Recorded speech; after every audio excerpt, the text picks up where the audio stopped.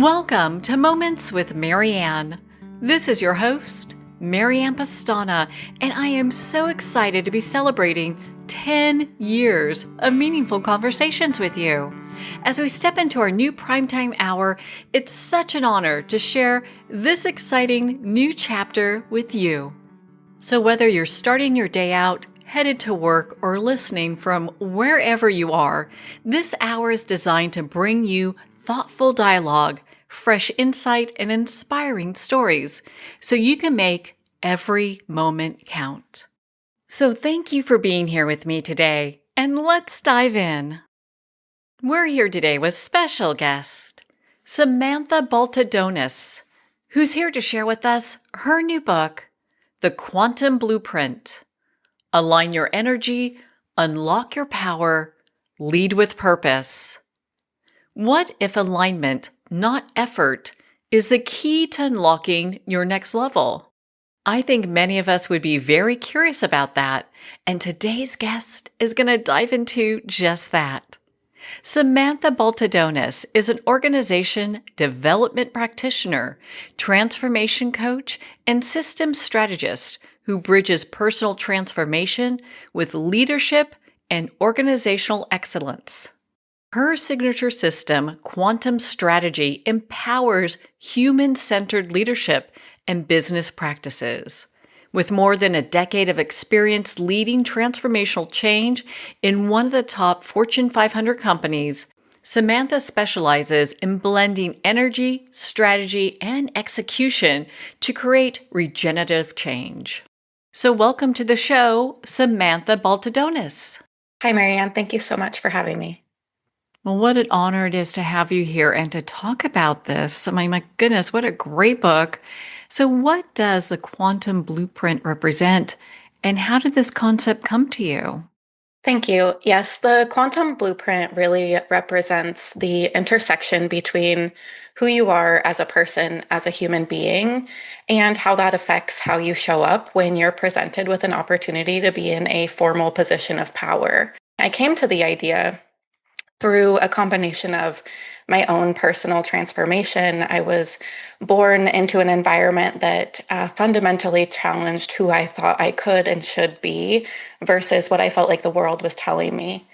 And in an effort to unlearn and relearn how to operate in the world while also handling and navigating a challenging career, although exciting, in corporate America, I came to the conclusion that who we are fundamentally impacts how we lead, and the two are inseparable. So I really wanted to share both my personal story as well as how that shaped my view on what leadership is and how it can be better utilized to produce outcomes in our world, in society, in communities, in businesses that are more human-centered.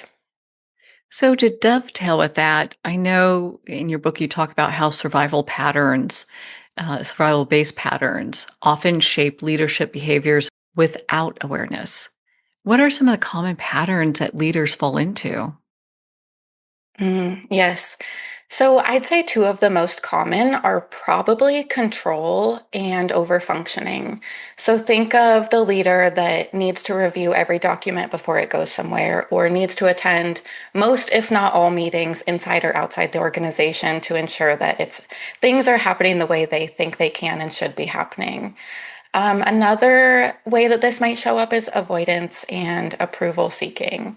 So delaying hard decisions or simply completely avoiding tougher conversations when they need to be had can really affect how the organization as a whole functions. And approval seeking can show up too as seeking consensus over clarity and having a hard time making a decision when that really is needed. Most dysfunction, though, I would say, is adaptive behavior over bad intent. So these survival patterns that we pick up, at one point, they typically helped us get to where we are. They helped us be successful. And that's part of the reason why it's so hard to let go of those patterns. But once we start to recognize that they may be leading to outcomes or producing results or engagements and conversations that perhaps might have not gone the way that we anticipated or would have liked to see them go, we can start to investigate how those survival patterns may be inhibiting our success rather than continuing to help us be successful. Well, in your book, you talk about how power operates differently depending on how it's held. So, what determines whether leadership power strengthens a system or completely destabilizes it? I think two things. One of them is whether or not power is shared or if it's consolidated.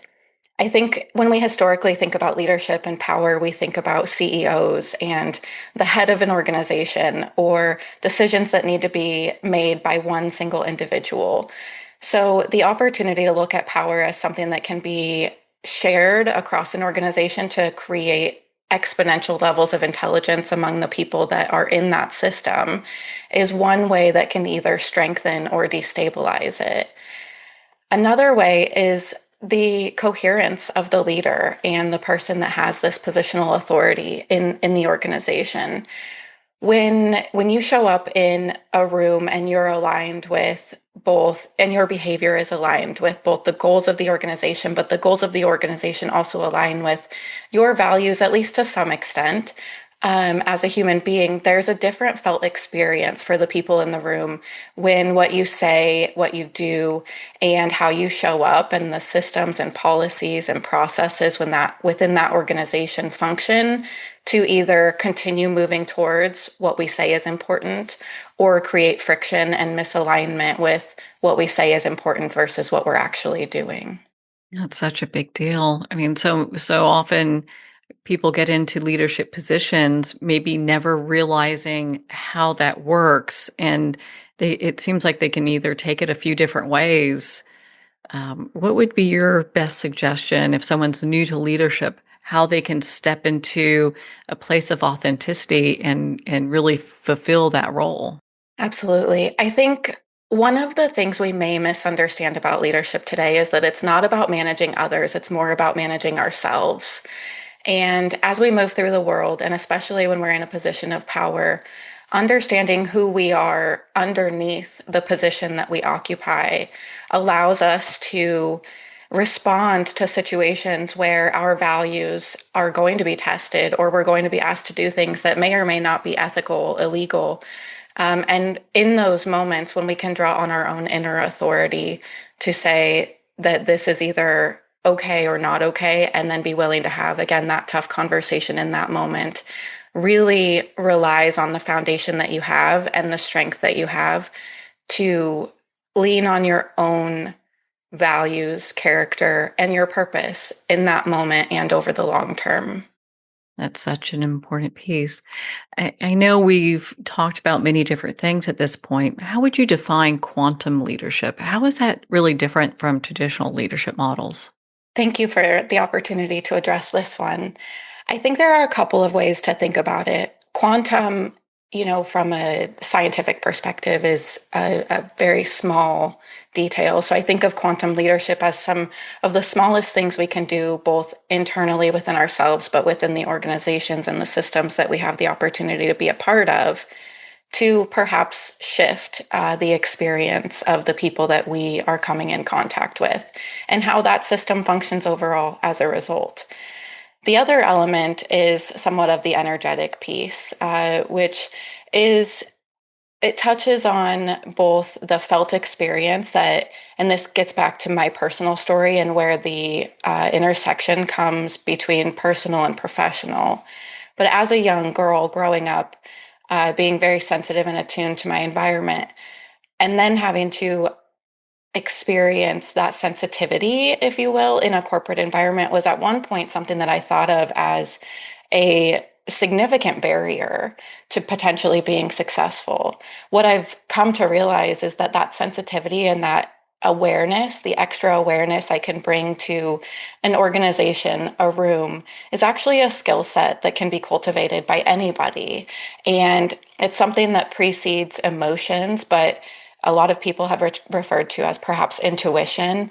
And I've referred to it in this book as energetic intelligence because I do find or consider it to be a skill set that can be developed. And that energetic intelligence is core to quantum leadership in the sense that when you identify the subtleties occurring in the field, so in the culture and in the organization, what's unsaid, but the difference between a room that is open and vibrant and having lively conversations versus one in which a leader and perhaps multiple people in that room have created an environment where perhaps speaking up and sharing multiple perspectives is more dangerous than the other. And being able to identify what's happening in that room, in that system, and in that organization can happen either on a bottom line sheet by the board at the end of the year in seeing that we haven't met any of our goals, revenue or otherwise, or it can be identified months earlier when somebody in that room with this unique skill set and perspective is heard and able to share within that organization and the people who have positional authority to do something about it, that there are opportunities to shift the culture, the dynamics, the processes, or the policies that are affecting how everybody in that organization shows up every single day.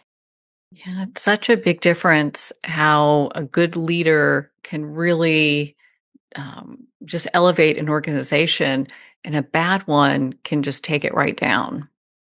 Yeah, absolutely. And I suppose that the underlying message that I'm hoping folks take away from this is that instead of positional authority being the lever there that we can and should be paying attention to as leaders or aspiring leaders, the most important lever you have is yourself, your personal values, your character, and your coherence between how you show up in the organization and in the position that you have today. And that allows you to, make faster, cleaner decisions versus being perhaps fragmented, reactive, inconsistent. And those differences show up in both immediate results as well as long-term results. For leaders who want to operate with greater clarity and integrity, what is one practical way they can be recalibrating how they show up at, pretty much each day? One of my favorite questions to ask folks who are struggling with this in particular is, what is this moment asking of me? It allows us to bring awareness again to the present moment as opposed to perhaps, the longer term goal in front of us, or maybe the the monthly or weekly review in which we're going to have to explain something or a difficult decision or how we got there and how we handled it. But when we bring our attention back to this sort of metacognition moment of pausing, naming, and choosing versus allowing our immediate response, our immediate reaction to drive our next decision, then we can recalibrate by simply taking a moment to say, what is this particular challenge in front of me or this particular opportunity in front of me asking of me so that I can stretch into coherence for myself, into alignment for myself? Where is this challenging who I say I am as a leader? And what does that require of me? So, how do early experiences and encoded patterns shape the way people lead or even interact with others? Yeah, absolutely. I think our earliest experiences and perhaps the ways in which we learn about what leadership is or looks like as we go through life affects how we think when we enter those positions, how we can and should hold power. And there are two elements here. There is my personal background with it, which is trauma heavy. So I think a lot of folks who have a similar experience will easily see themselves in the ways in which those experiences have directly influenced who they are today. Perhaps less easy to see is just the ways in which we exist in this world and the messages that we hear about who we are or should be and how we should show up in the world based on what we're hearing about who we are or should be. And that affects the fragmentation or the alignment that we then exist and move through the world with.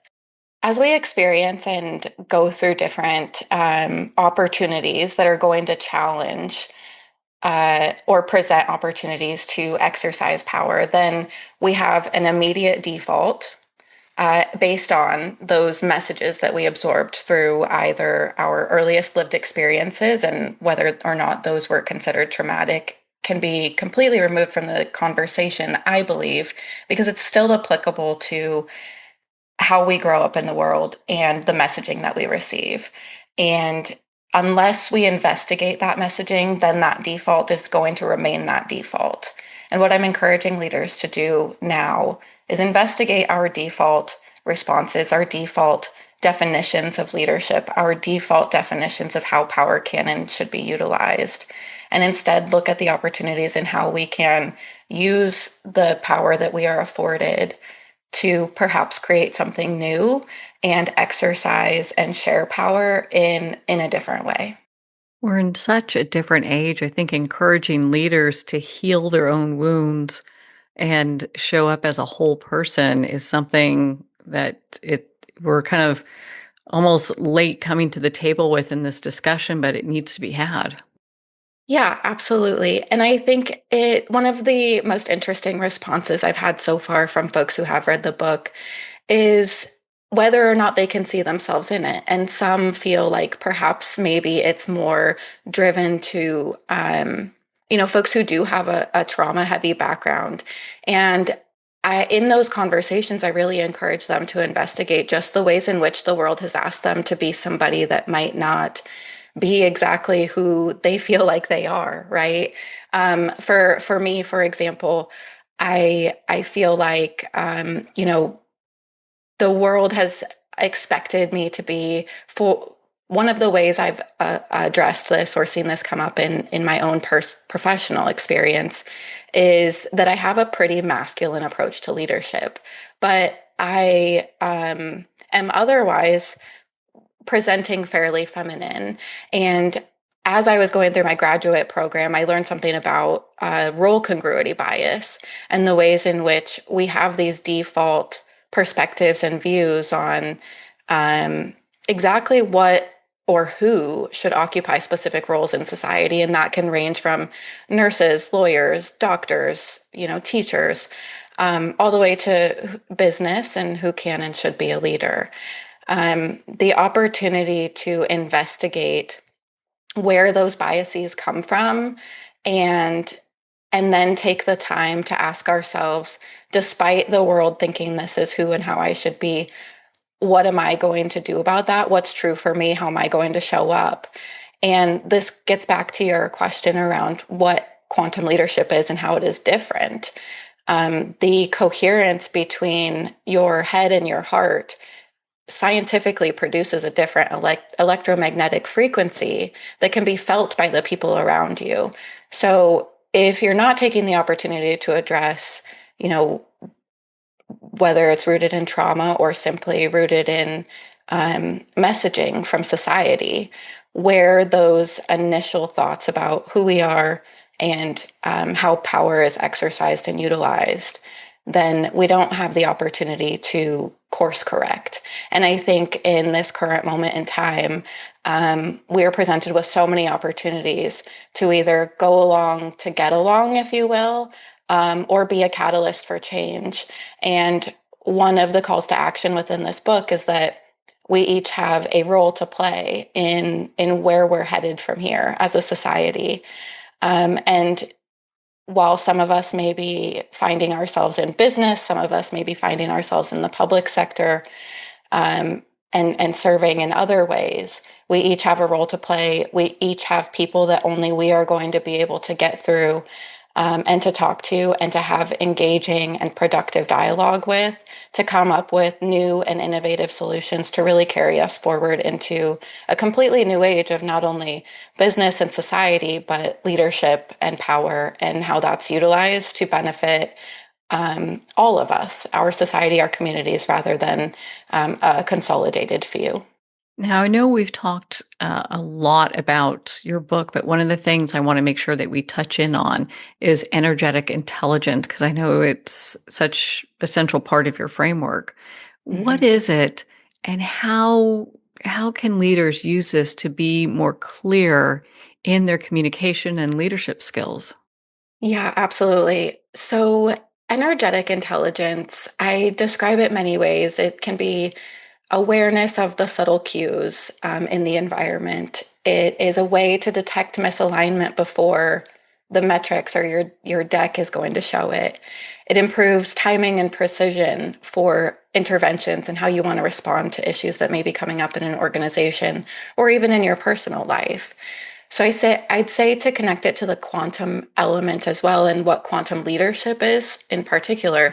Energetic intelligence is the ability to connect with and attune to the quantum field, which is influenced by everybody in the room or in the space that you might be working with at that point. And that's the energy that really underlies the environment. That can be used as a data set. It is an additional data set that I'd say today is highly underutilized and often dismissed.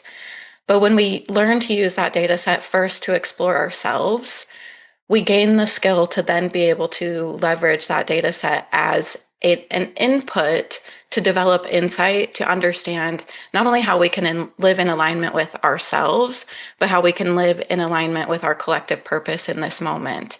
And that then informs how we show up and how we respond to stimulus, friction, misalignment in the field, and how that is then used as an additional data set to inform your conversation in response. And that is going to be a rapid experience, right? These are real life moments, real life conversations.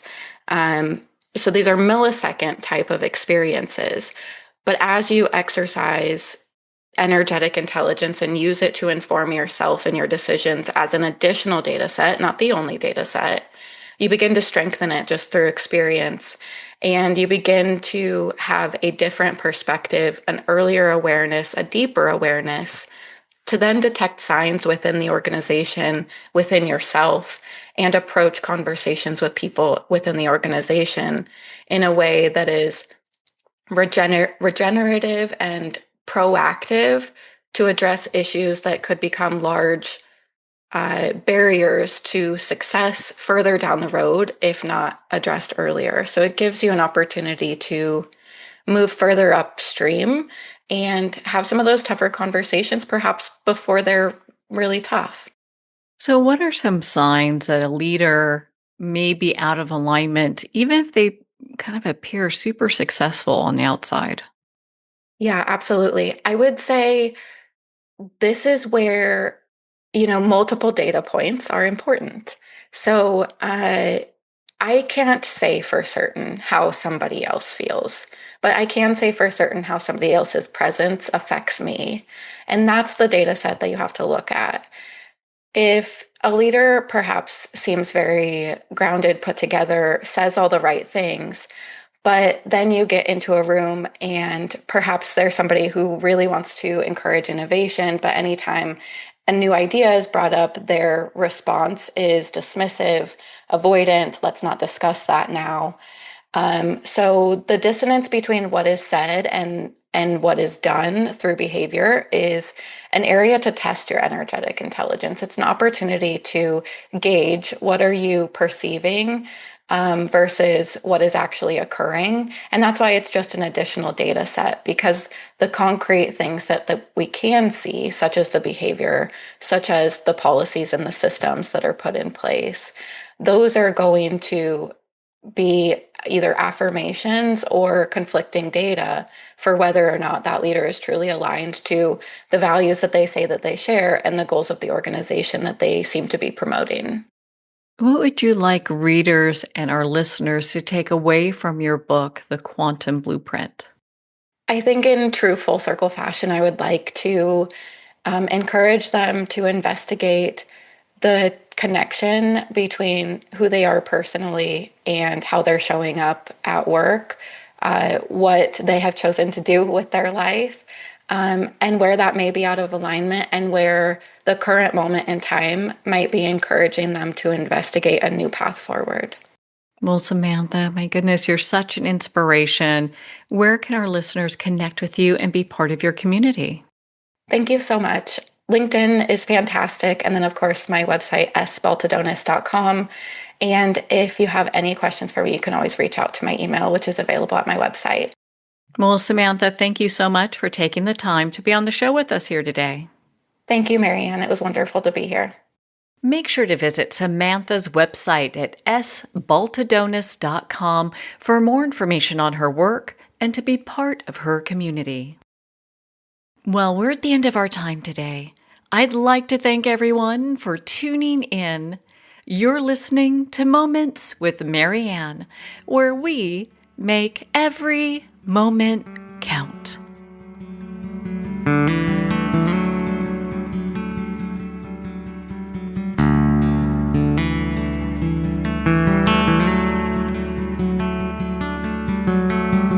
In a single moment, your life can change. Moments with Marianne is a transformative hour that covers an endless array of topics with the best of the best. Her guests are leaders in their fields, ranging from inspirational authors, top industry leaders, and business and spiritual entrepreneurs. Each guest is gifted and a true visionary, a recognized leader in her own work, and while teaching others to develop, refocus, and grow, Marianne will bring the best guest and sometimes a special surprise. Don't miss this. You never know just which moment will change your life forever. Make sure to tune in and visit momentswithmarianne.com for more information.